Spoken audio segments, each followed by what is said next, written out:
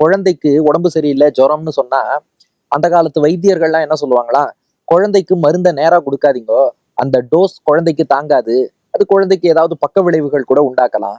அதனால தாய்ப்பால் குடிக்கும் குழந்தைன்னா அந்த அம்மாவுக்கு மருந்தை கொடுத்து தாய் அந்த மருந்தை குடிக்க அது தாயின் ரத்தத்தில் கலந்து தாய்ப்பால்ல போய் சேர்ந்து தாய்ப்பால்ல உள்ள அந்த மருந்து லோ டோஸ்ல குழந்தைக்கு போய் சேரும்.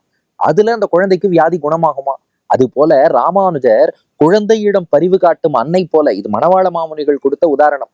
அந்த குழந்தைக்காக தாய் மருந்து உண்பது போல ராமானுஜர் பூமியில வந்து அவதாரம் பண்ணி நமக்காக, நாம ஒரு தபசும் பண்ணல, ஒண்ணுமே பண்ணல, நாம் பண்ண வேண்டிய தபஸ், நாம் பண்ண வேண்டிய சரணாகதி எல்லாத்தையும் அவர் பண்ணிட்டு பிறவியை நீக்கும் பிரானை, பிறவி நாமெல்லாம் இந்த பிறவி சுழற்சி சம்சாரத்துல சுத்தி கிடக்கிறோமே, இந்த பிறவியை நீக்க வேண்டும், போக்க வேண்டும் என்பதற்காக பிரான் என்றால் பேருதவி செய்பவர்னு அர்த்தம். அப்ப பிறவியை நீக்கும் பிரானை, இந்த பிறவி பிணியை போக்க வேண்டும் என்பதற்காக பிரான் நமக்கு பேருதவி செய்வதற்காக வந்து தோன்றியவர் ராமானுஜர். அப்ப எப்படியும் மோட்சம் கொடுக்கத்தான் வந்திருக்கார். அவர் எதிர்பார்க்கிற ஒரே ஒரு விஷயம் என்னன்னா, இப்ப எல்லாருக்கும் அப்படியே நம்ம சாதாரணமா சொல்றோம் இல்லையா, சுண்டல் கொடுக்குற மாதிரின்னு, அப்படி எல்லாருக்கும் மோட்சம் கொடுத்துடக்கூடாது.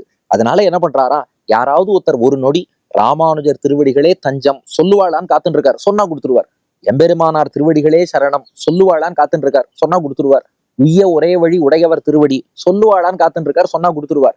அது கூட எதிர்பார்ப்பது எதுக்குன்னா, தன்னை வணங்கணும்னு ராமானுஜர் எதிர்பார்க்கிறாருன்னு அர்த்தம் இல்ல. அதுக்காக எல்லாருக்கும் கொடுத்துட முடியாது இல்லையா?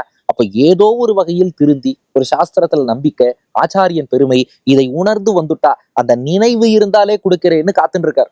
நாங்க எம்பிபிஎஸ் ஃபர்ஸ்ட் இயர் படிக்கும் போது எங்க அனாட்டமி ப்ரொஃபசர் ஒருத்தர் சொல்லுவார், பாருங்க பிராக்டிக்கல் எக்ஸாம் நடத்துறது உங்களை ஃபெயில் பண்றதுக்காக கிடையாது, பாஸ் போடுறதுக்காக தான். ஆனா நீங்க என்ன பண்ணணும்னா, நான் பாஸ் பண்ண ஆசைப்படுறேங்கிற இன்டென்ட்டாவது காட்டணும். அந்த இன்டென்ட்டே காட்டாம தப்பு தப்பா பதில் சொன்னா ஃபெயில் தான் பண்ணுவாங்க. அப்போ வர எக்ஸாமினர் யாரும் ஃபெயில் பண்ணணுங்கிறதுக்காக வரல, ஆனா பாஸ் போடணும்னு வரவருக்கு நான் பாஸ் ஆகணும்னு ஆசைப்படுறேனாவது காட்டணும் இல்லையா?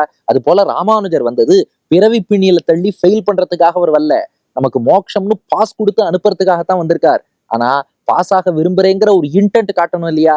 அதுக்காக தன்னை நினைப்பானான்னு பார்த்தா நினையார்னா நினைக்கவே மாட்டேங்கிறான்னு அர்த்தம். அப்போ பிறவியை நீக்கும் பிரானை, பிறவி பிணியையே போக்குறேன்ட்டு ராமானுஜர் வந்தா நினையார் அவரை நினைச்சு கூட பார்க்க மாட்டேங்கிறா.